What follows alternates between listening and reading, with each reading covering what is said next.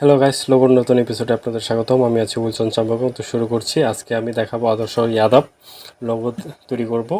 তো এখানে প্রথমে এ এবং ওয়াইতে একটি লোগো তৈরি করব। এর জন্য আমাকে পলিগন টুল নিতে হবে। পলিগন না, আমি রেক্ট্যাঙ্গেল দিয়ে শুরু করি। রেক্ট্যাঙ্গেল দিয়ে একটি শেপ নিলাম, নেওয়ার পর এটা ঘুরিয়ে দিচ্ছি শেপ দিয়ে, শিফটে ধরে। তারপর এটা কন্ট্রোল-সি কন্ট্রোল-এফ দিয়ে শেপ তৈরি করি। ওকে, পাথফাইন্ডার দিয়ে এটি কেটে দিচ্ছি আমি। তারপর এখানে আমি কন্ট্রোল-সি কন্ট্রোল-এফ দিয়ে ওয়াই তৈরি করব।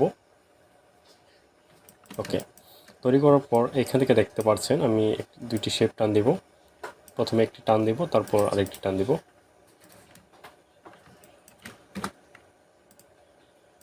এটি একটু বড় করে নিই আমার কাজের সুবিধার্থে, লেখাটা ছোট করে দিচ্ছি। ওকে, সামান্য ছোট করে দিচ্ছি এটুকু। এখন এই দুটি গ্রুপ করে সবগুলো ধরে অ্যালাইন করে দেব। অ্যালাইন করা শেষ হলে সবগুলো ধরে আমি পাথফাইন্ডার থেকে ডিভাইড করে দেব। আনগ্রুপ, এগুলো সরিয়ে দিচ্ছি, এগুলো লাগবে না আমার আপাতত।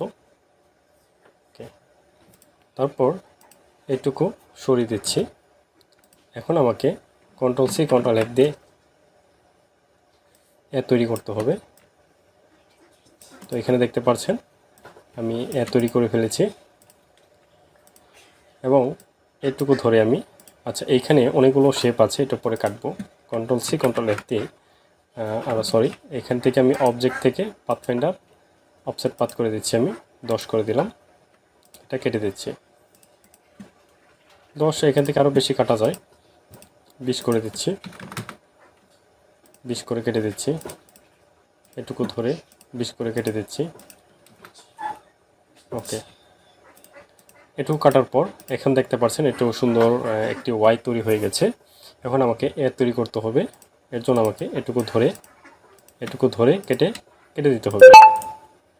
আমি এখান থেকে কেটে দিচ্ছি, বাকি অংশগুলো লাগবে না। এখন আমাকে এটুকু আলাদা করতে হবে।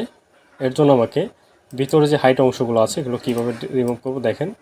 পেন্টুল দিয়ে এখান থেকে এটা সবগুলো নান করে দেব। এখানে দেখেন আমি ম্যাজিক টুল দিয়ে এটুকু রিমুভ করে দিচ্ছি। এখন সবগুলো ধরে আমি এখান থেকে দেখেন আমি একবারে সবগুলো অ্যাডজাস্ট করে দিলাম। অ্যাডজাস্ট করার পর এখানে আমি শেপ নিলাম। ওকে, শেপ নেওয়ার পর কন্ট্রোল-ওয়াই দিয়ে আমি দেখতে পারি এটা সেন্টার আছে কিনা। ওকে, কন্ট্রোল-ওয়াই দিয়ে আবার ঠিক করলাম, কন্ট্রোল-সি কন্ট্রোল-এফ। ওকে, এটুকু আমি আবার ছোট করে দেব। ওকে, তো এটুকু এখন ধরে সবগুলো ধরে অ্যালাইন করে দেখি ঠিক হয় কিনা। অ্যালাইন করলে বেশি কম হয়ে যায়, এর জন্য আমাকে নিচে নামাতে হবে এইভাবে। ওকে, সবগুলো ধরে, আচ্ছা এখানে সম্পূর্ণ এখনও হয়নি। ওকে, এখন সম্পূর্ণ ধরে আমি পাথফাইন্ডার দিয়ে ডিভাইড করে দেব। ডিভাইড করে দিয়ে আমি এখানে ডিভাইড না করেও আমি এখান থেকে কেটে দিতে পারি। ওকে, কাটার পর এই অংশগুলো দেখেন এটুকু আমি তৈরি করলাম। এটুকু আমি ব্লু কালার দিয়ে দিচ্ছি, নিচের এই কালারগুলো আমি ইয়েলো কালার দিয়ে দিচ্ছি। ওকে, এখানে দেখতে পাচ্ছেন এবং ওয়াই। ওকে, সবগুলো ধরে গ্রুপ করে দিলাম। আমি এখন একটুকু এই আইকনটি ছোটো করে দিচ্ছি, এই লেখাটি এখন বড় করব।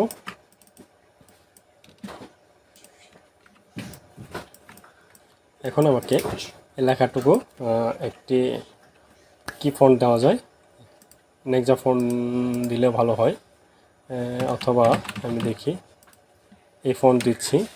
এই ফন্টও খারাপ না, এই ফন্ট দেব।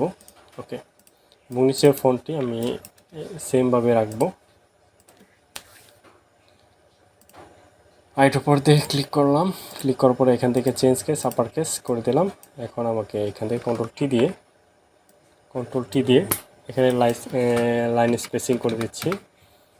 তারপর এখানে ক্রিয়েট আউটলাইন, স্পেসটি কমিয়ে দিব। ওকে, সামান্য স্পেস কমাবো, এটুকু ক্রিয়েট আউটলাইন করে দিচ্ছি। ওকে, এখন আমাকে এটুকু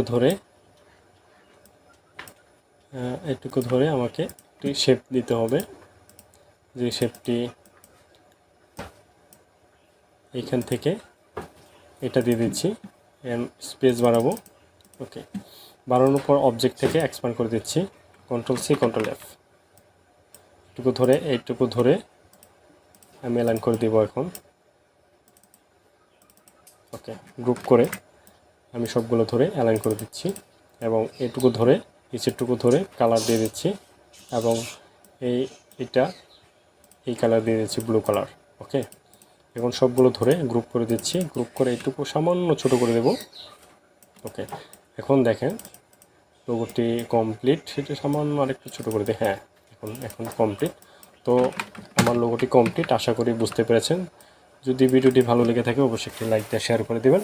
আমার চ্যানেলে যারা নতুন তারা সাবস্ক্রাইব করে পাশে থাকা বেল আইকনটি বাজিয়ে দেবেন। ধন্যবাদ সবাইকে।